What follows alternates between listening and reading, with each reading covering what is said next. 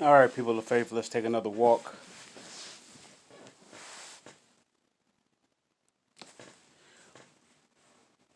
Whatever a person think on or think about, so shall it be. That is equivalent to saying if you were to take a piece of fruit and you bite into it, you and that fruit, or you just became that fruit, or that fruit just became you. You guys are one and the same. How so? The moment you took a bite of that fruit took partake of your lifespan. You have taken, you have partaken the lifespan of that fruit. Why? It goes through the look through the eyelids of taste, of the senses of taste. The moment that you taste that, you saw that it was either good or bad. It became you. You're one and the same. Now that thought of that fruit is in you. Does that mean you're gonna become a fruit? No, but that does mean that you are mindful of that fruit.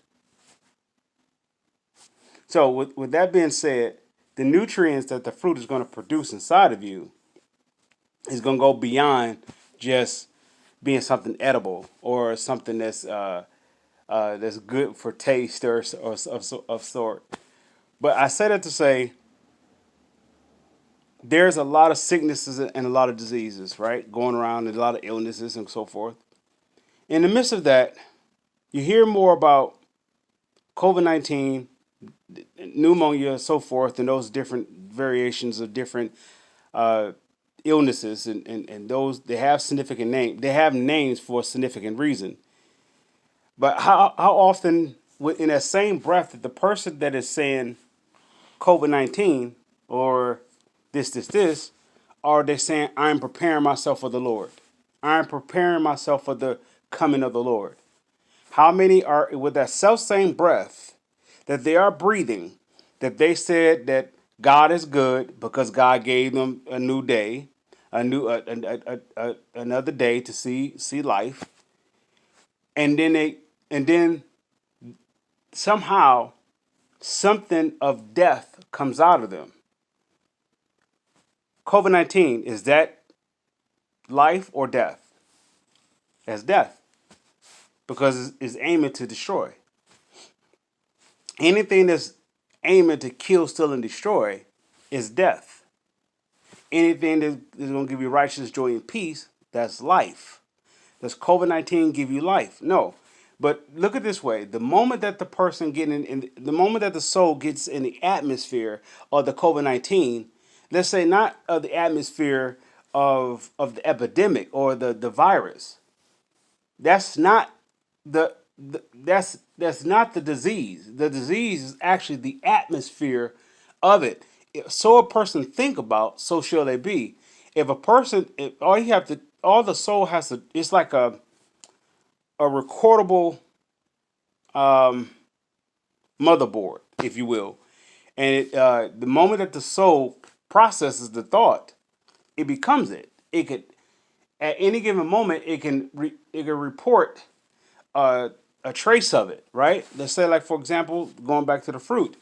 If I ate an apple at any point of time, my soul, my mind, my will, my emotion, my intellect, and my imagination, my mind, my will, my emotion, my intellect, and my imagination, at some portion or some point of time, they can process each one of the components of my soul can process the apple because I partake the apple. First, it came with the thought of the apple. The thought was the apple that somebody said, "Hey, an apple," and then they described this so forth. This is an apple, so that's inside of me. But once I partake the apple is a part of me. I am a part of the apple. Now my soul can process that. So if you ever look at it this way, the person can be in Never Never Land somewhere. They just all of a sudden they could just like, wow, I have a taste for an apple. Where did you get that taste from? You haven't had an apple in quite some time, but where did you get that taste for the apple? It's inside the soul. So that goes with a thought, let's say, like for example, of the coronavirus or the COVID-19. The purpose of that is to implement a thought. That thought is to infuse you. Once you get consumed with the thought, or you hear that thought enough, or it's like, let's say, for example, you hear the thought one time.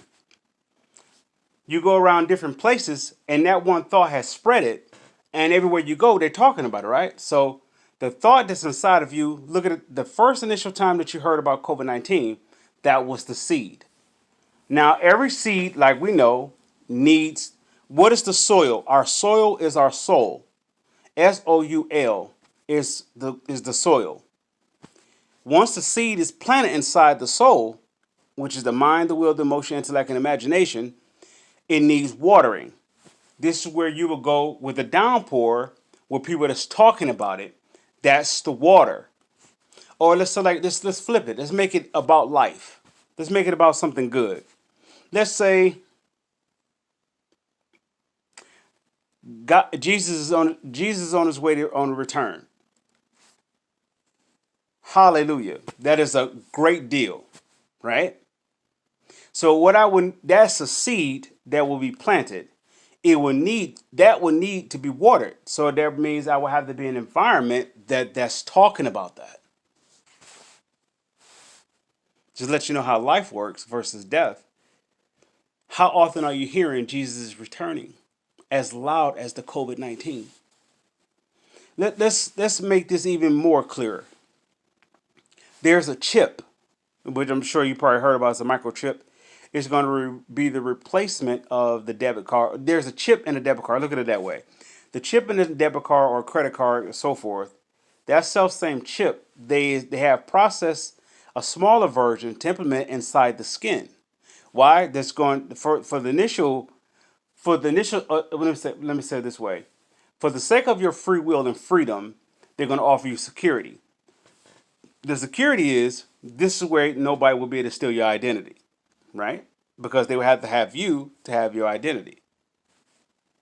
So that's you exchanging your free will. Now, once the chip is implemented, they can control you.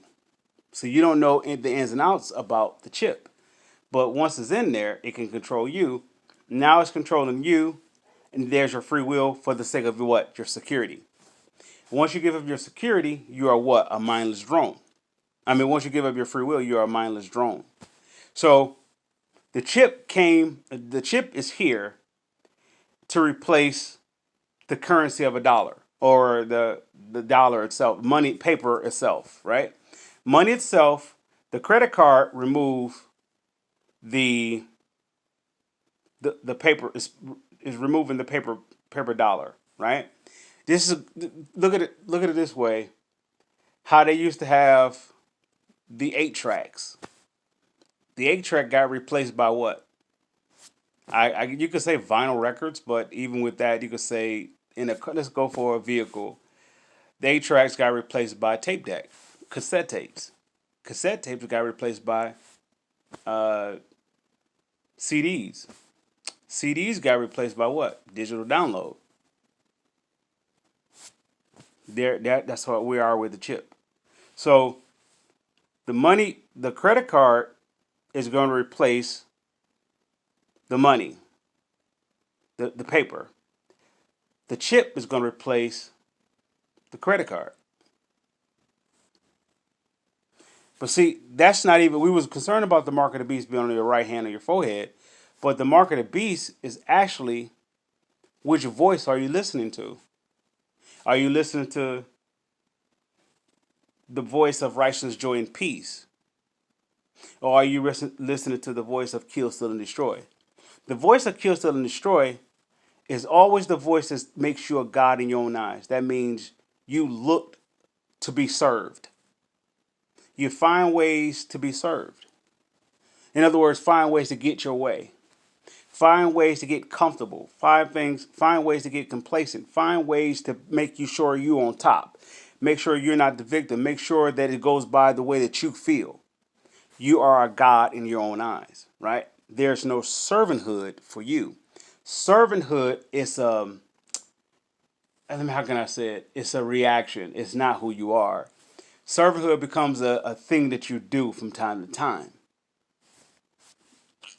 Now, to the abundance of life, you are in servanthood. You are about righteousness, joy, and peace. Because that's all in the Holy Spirit. Kill, steal, and destroy is all in the death spirit. See how this works? So let's get back to tasting something and whatever, but take a thought of the coronavirus or the COVID-19. If that thought was implemented, all you have to do is hear it, and it's going to water it. So what watering does, it brings forth a harvest to your soul. So that's all your soul is going to be thinking about, right? So that's not something that the soul was meant to process. Death is not something that the soul is meant to process. There's not one person alive on this earth that can process death and stay alive. The body will shut down based upon the soul is responding to a death spirit. So what that spirit would have to do is get reborn.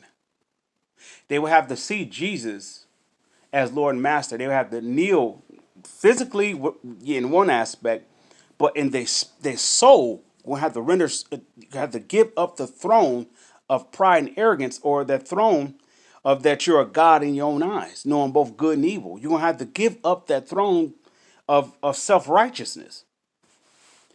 God, at that when you surrender yourself to humility, humility is going to lead you to where love is.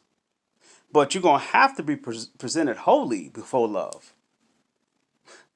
You can't go to holy and like, I want to do it my way. I want it my way. You're still a God in your own eyes. You're not worthy for love. A person like, well, God made us all to be loved. Yes, indeed, he did. But for you asking for love to dwell inside you, that's holy. See, we never looked at love as holiness. Joy is holiness. Peace is holiness. Righteousness is holiness. The ordinary soul that's doing things that makes them a god in their own eyes, that's part of kill, steal, and destroy. How can you be holy? You can't. Your lifestyle is in defiance to holiness. You are in complete rebellion or rebellious towards holiness. You want to be on an island of your own, and like I said, you want to be served. So that person, that soul, will have to make a decision to render up all that estate. Let's go to an example in the Bible. The rich young ruler. Now, a lot of us would like to be in his position. He's rich and he's young and he's a ruler. So with that being said, the rich young ruler came to Jesus and said, I would love to have the kingdom of heaven. This kingdom that you're talking about. In other words, I believe that you have a kingdom that you're talking about. Oh, you're from a kingdom, and I want to be partake. What you sold me, what you was talking about with the kingdom, I want it. How can I have it? So Jesus said, okay. He don't deny anybody, right? Anybody wants to come, let them come.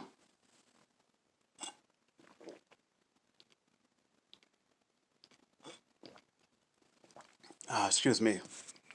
Just having a little drink there. Jesus gives him the assignment. Go and do the commandments. The rich young ruler replied, I've been doing the commandments since I was a little kid. So in other words, Jesus says, well done, right? In other words, Jesus just said, you are ready for the kingdom. You are prepared for the kingdom. But Jesus goes on to say, there's one thing that you lack. Go and sell all your stuff and give it away to the poor. The rich young ruler walked away from Jesus, sad. Of course, we could ask the question, why did Jesus ask him to get rid of his riches? You're asking for something that's holy, but you're bringing in something in that's contaminated. Is the riches contaminated? No. The stuff, the things, the items is not. Pretty much it depends on how you get it or where it comes from. Then that can definitely be of contamination. If you get it from, let's say, from doing something evil or something that's unrighteousness, something that's not pleasing to love itself or Jesus, then yeah, it's definitely, you know, corrupt. But here's the thing: if you go into God's kingdom, who's gonna the first commandment is what? Let's start with the Ten Commandments. The first commandment is what? Place God number one with all your heart, with all your heart, soul, spirit, existence, being. Right? Place God number one. So the rich young ruler said, "I want the kingdom." Jesus says, "Go do the commandments." And the rich young ruler, excuse me, the rich young ruler said that I've been doing the commandments since I was a child. So Jesus says, "Go and sell all your belongings and give to the poor, and then come follow me. And then pick up your cross and come follow me." The rich young ruler walked away. Jesus just asked him to get. Jesus just asked him, "If you want to follow me, you're gonna have to get rid of the voice that's keeping you away from the kingdom right now."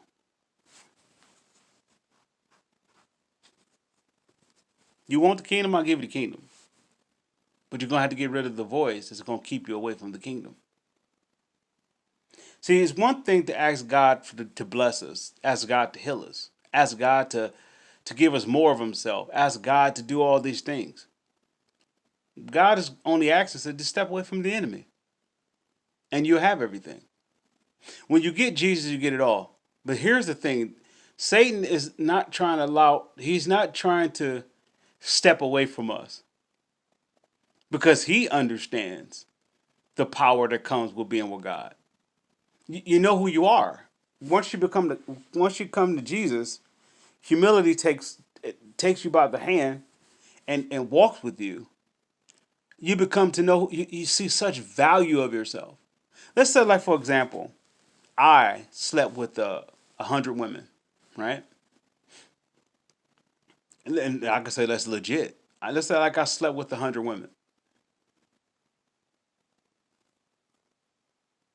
What did I gain from that?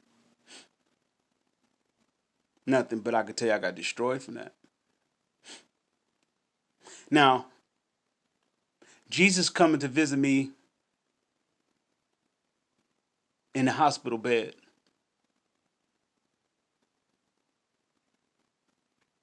And I asked him to be set free, right?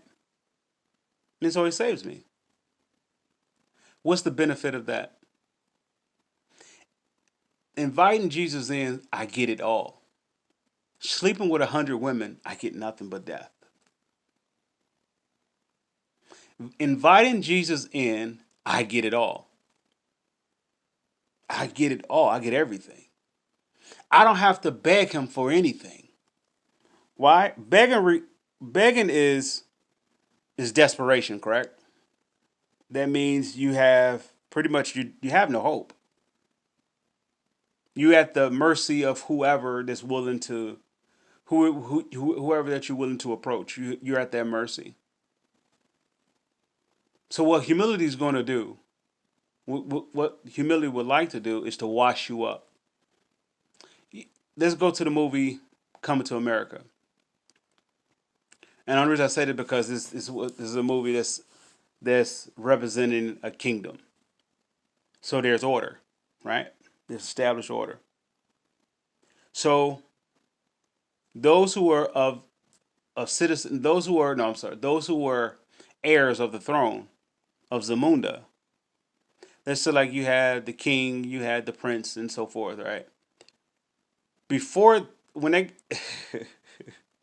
before they start their day, they had to be bathed,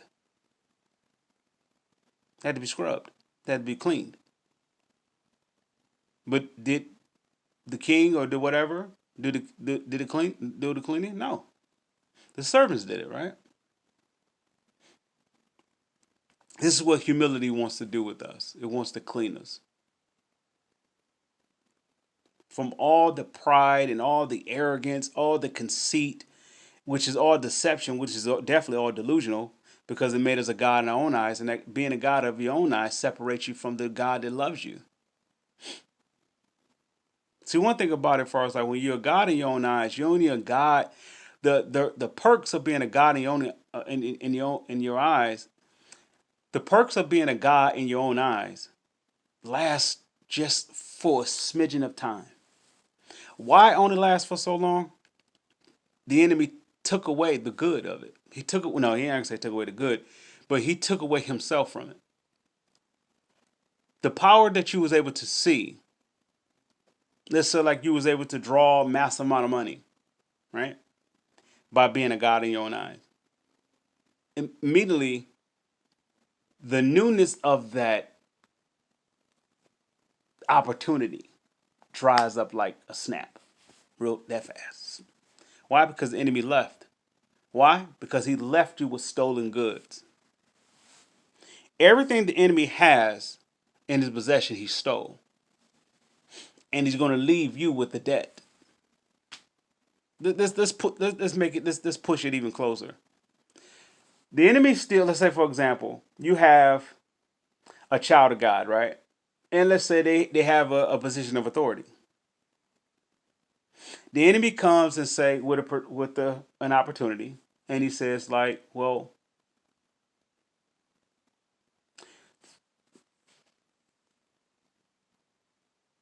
somehow through some kind of form of wording, he may offer that person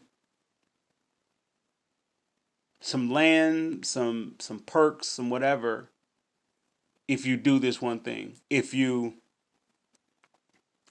let this person get away in the past. So like if you got a position of authority and everybody has to pass a certain coding test to get to get it to advance themselves, right? And the proposition comes, well, we'll give you this perk if you do this. If you let this person go in without the coding, without the test coding, right? So what the enemy did was he just took that person's position because now they're listening to his voice, right? Versus the voice of God of righteousness or the voice of the code of the conduct. He is inside them now, right? So what he did, he just stole the goodness away from them, right? And left them with a bag of evil. So now they get the house, I mean they get the land, they get the actual perks that was addressed to them, the offer. They get the perks. But the newness of the perks fades off real quick. Then all of a sudden, that person is being investigated with this from all angles. And not just containing towards that position or that accusation, but they get invested in everything. They get accused for everything. Why? Because the enemy just left them with the debt. What Satan did, he took your goods, left you with the evil. Now he went to another person and gave them your good. The good is that was the perks that they stole from you. He gave it to that next person to steal from them. And he keep passing that along that every person on this earth is stuck with the debt of evil. And then we wonder like how diseases come about. Let's say for the sake of the record, diseases are man-made, right? Let's say like there was a person that said that we're going to get some bats, some rabbit, some infested bats, and we're going to do this, some cows or whatever, and we're going to put them together and create this what's the name, and then we're going to birth this virus into the air, right? So that's the case. How are they able to do that? They would have to have the law on their side to do that, right? And if the law is backing that up, that means the law is supporting evil, correct? So, how does a person stand up against the law that's supporting evil? That person has to go to a higher authority that will override that person that's serving evil that's doing the law of evil. This is why Jesus is Jesus. There is no other name. There is no other one who has destroyed death, right? He has destroyed fear, right? But you can't have that if you're still dancing with the devil. If you're still being showered by the rain of kill, steal, and destroy. On one hand, you asking God to heal you, which He will do, even though you are in the midst of doing wrong. That's what I did. I'm in the midst of talking to a young lady, about to try to gather up to have relations with her, and then all of a sudden my brain starts to trip out, and I'm feeling weird, and all of a sudden she tells me get to the hospital. So I go to the hospital. Next, you know, I fall asleep. I wake up. They told me I had a stroke. Right. So I got a choice. I woke up from that back in some kind of coherent, some vaguely, but I have a choice to go back to the life that I had, not then and there, but when the rehabilitation starts. Like when my sight comes back, when my mobility and my balance comes back. I have the choice to go back to the world or where I came from, which was pick up to having sex or whatever I was doing, or I can see a whole new life that I never seen before. I got a choice. So this is what the enemy does with us. So that person is asking God, I desire your very best. I'm asking you to heal me. So Jesus is like, I will heal you, no problem. But it's going to cost you to get rid of him to receive it. How are you going to how would you be able to hear me saying that you have the healing? I healed you over 2,100 years ago. When you hear it now that people are dying from the coronavirus. How are you going? So that means you're going to have to get up under something. Oh, no, no, no. That's correct. Let's say that right. You're going to have to get up under a voice that is saying Jesus has risen. Jesus conquered sin and death. You're going to have to get up under that voice and get showered by that voice. Otherwise, the very thought of it, that seed of that thought that Jesus is going to heal you is going to be snatched away from the enemy, because the enemy is coming for what? The word's sake.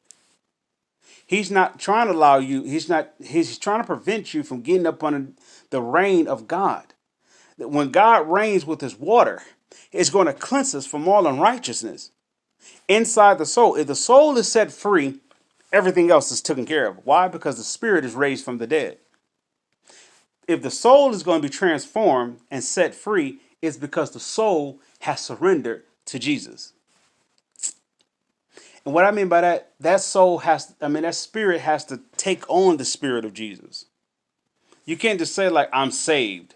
It has to take on the form of Christ, so the soul can be transformed. Otherwise, the spirit is in dormant, is dead, and what that soul gonna follow? The flesh, which is dead to what? Sin. And what is sin? To be in defiance to God. Now, at the same time, that makes you being defiant to God or being in defiance to God. It makes you a God into your own eyes. But what also does, when the moment of truth comes, moment of truth is this is. Let me explain the moment of truth.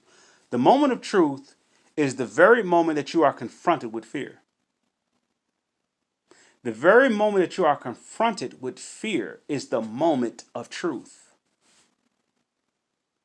Why? Because the truth is there to set you free. But which voice are you going to listen to? What fear is telling you?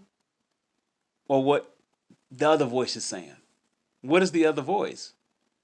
You can barely hear it. That's how good it is. You can barely hear it.